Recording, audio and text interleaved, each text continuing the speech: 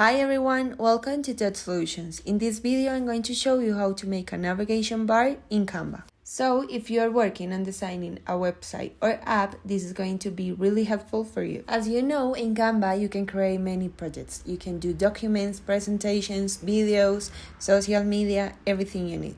So first, we're going to go to canva.com. Here, you're going to search website. And there, you're going to have so many options that you can use for your project. I'm going to start going down until I find the one that I want to use.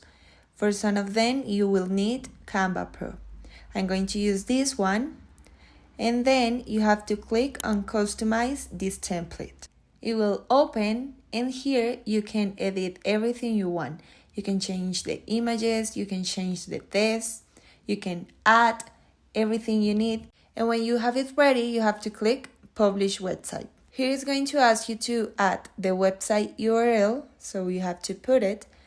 And when you have it ready, you have to click Publish Website.